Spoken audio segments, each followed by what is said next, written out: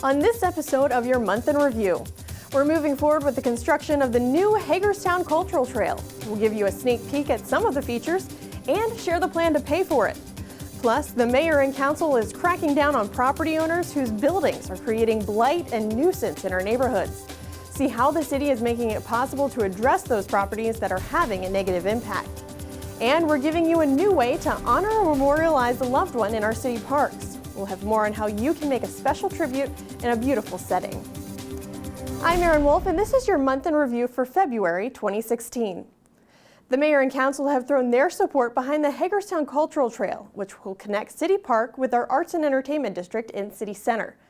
The council voted to approve the first phase of the trail's construction.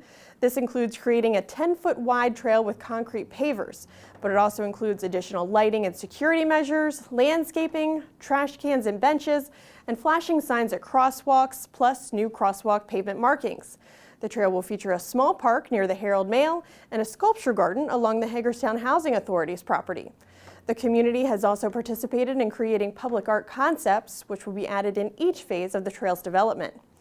The project received considerable support from property owners along the trail, all of whom provided easements at no charge or donated land to the city. We thank them for their role in making this project a reality for the community. Now, funding sources for the construction of the trail include bond proceeds, excise tax dollars paid by developers, and various grants. The city continues to protect and support our neighborhoods by addressing properties that create blight and other negative impacts. Mayor and council recently approved two measures, one to address abandoned and nuisance properties that further deteriorate. Now the city can file an action in court to declare the property abandoned or a nuisance. Upon a judge's order, the owner will be required to make repairs or demolish the structure. The judge can authorize the city to abate the conditions or demolish the property and make the owner pay the costs. Another measure addresses property owners who repeatedly fail to manage their properties to city code standards. If a property owner is cited and pays a fine or is convicted, it would count as a strike against the property. Once a property receives 3 strikes in 24 months, code violations become misdemeanor offenses. The property owner must show up in court, and the offense carries a fine of $1,000 or prison time not to exceed 90 days. The Hagerstown Suns and the city have reached an agreement to keep minor league baseball in town through the 2018 season. Through the lease amendments, the Suns will pay $35,000 a year to rent Municipal Stadium. The city will use the rent proceeds to make improvements to the facility, and this season that will include renovating the locker room bathrooms and replacing the wall padding along the outfield. This will be the 36th year for Suns baseball in Hagerstown, and we wish them the best of luck throughout the season. The city would like to clarify some recent media reports which cited the Edgemont Reservoir as a high-hazard dam. Now, that is the correct classification given by the Maryland Department of the Environment, or MDE. The Edgemont Reservoir, also known as the Warner Gap Hollow Dam, is one of 81 high-hazard dams in the state.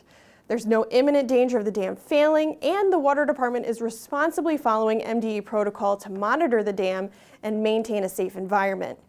Now, the city estimates upgrades to the structure could cost nearly $5 million. Staff is seeking funding options for the work, including potential use of the state's revolving loan fund.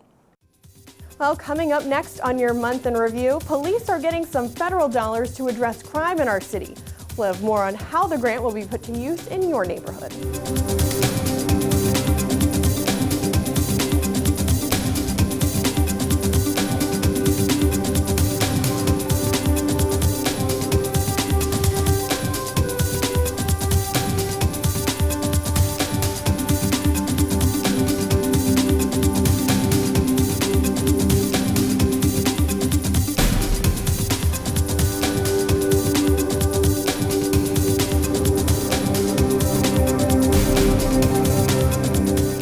Thanks for staying with us.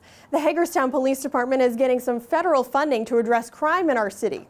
The Bureau of Justice Assistance is providing a grant totaling over $16,500. The funding covers police overtime assignments to support public safety strategies in designated safe streets areas and public housing. Now, this could include drug operations, traffic assignments, and prostitution stings, among other issues.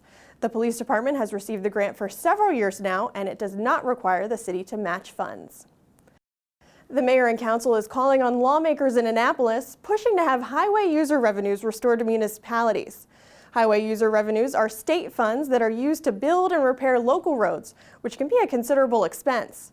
The city of Hagerstown has lost 82% of the shared highway user revenues, more than $1.5 million.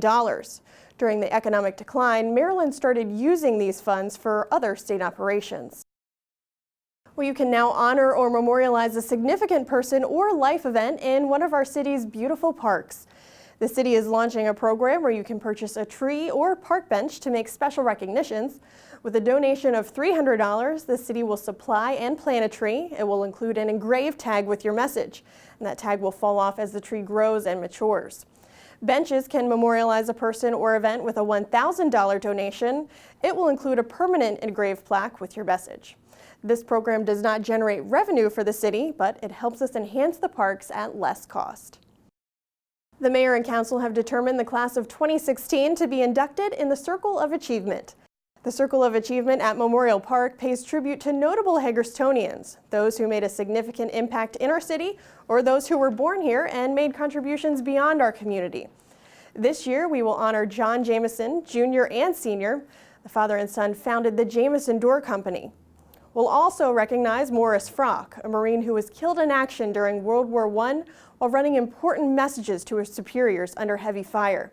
The local Morris Frock American Legion carries his name. These honorees will be inducted in a ceremony at Memorial Park along South Potomac Street on May 21st.